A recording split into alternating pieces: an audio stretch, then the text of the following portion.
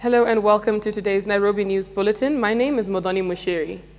A woman delivered quadruplets by the roadside on Thursday as she traveled to Kaui Hospital in Kitui West. Teresia Musenya, 28 years old, gave birth to the 4 premature girls after developing labor pains 2 kilometers from the hospital. She was helped to deliver by a female friend who had accompanied her.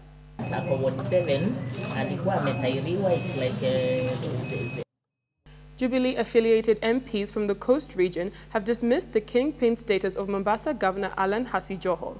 The legislators who decamped officially last week from ODM to the Jubilee Party have scoffed at Joho's recent declaration that he has the financial muscle to take on President Uhuru Kenyatta and his deputy William Ruto politically. After shifting their allegiance to the Jubilee Party, Coast legislators led by Gideon Mungaro arrived home in new colors to campaign officially for the vehicle they intend to use to vie for the political seats in the next year's general election.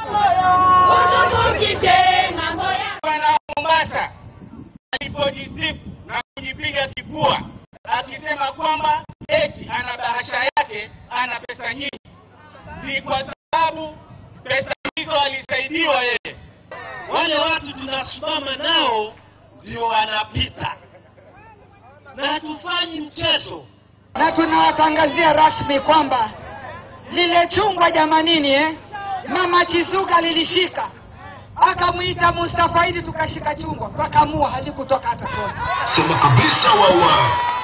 They dismissed claims that they had been beneficiaries of Jubilee funds to shift allegiance to the party and criticized their opponents in court. Tukishikana mimi nawahakikishia kwamba tuko na namna ya kubadilisha sehemu yetu.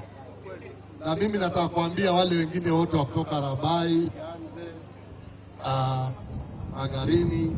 The defectors accused Joho and Kilifi Governor Amason Kingi of bowling their way to political supremacy in the region.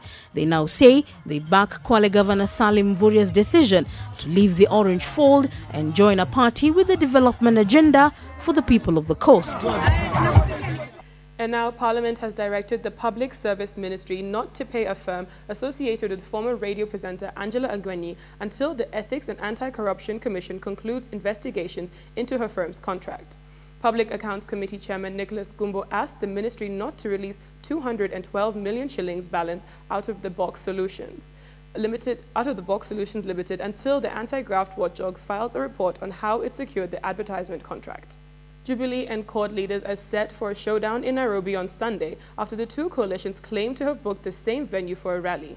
The two claim to have booked a venue in Mathare constituency on the same day. And finally, a woman died during the burial of her mother in a case of double tragedy for a family in Nyeri.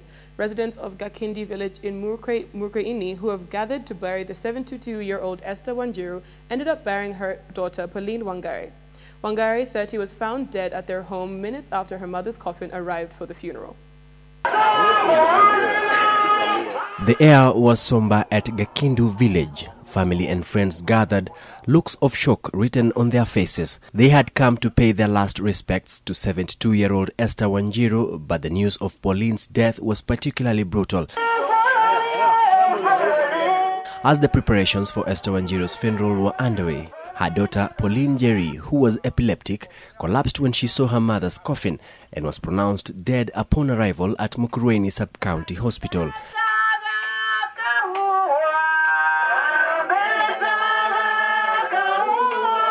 Sasa kwa mwendo wa saa 5:30 wale akina mama ambao walikuwa kwa kitchen walikuja mahali tulikuwa tumekaa, wakatuambia tuende nao kwa nyumba tuone kama vile tutaona ni yale wao wameona.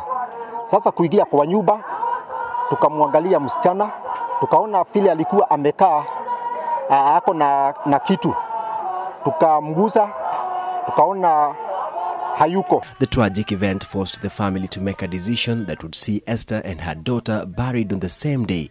They approached a local carpenter and asked for a coffin on loan since they had no money to take Pauline's body to the mortuary. Tukasukua na tukaambia tafadhali tuende kwa chief tumwambie kama atatupatia permit tukuje tuapeleke pamoja kwa sababu tunaona tuko na sinda mingi. Pauline and her mother were laid to rest in separate graves close to each other.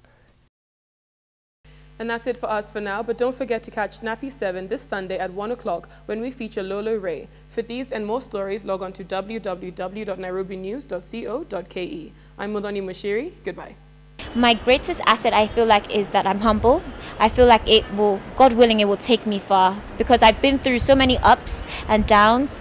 It's grounded me, so I don't ever feel like my head will become like massive. Like you'll see me like in a year and I'll be like, I don't know who you are. I'm never going to be like that. So I feel like that's a good asset.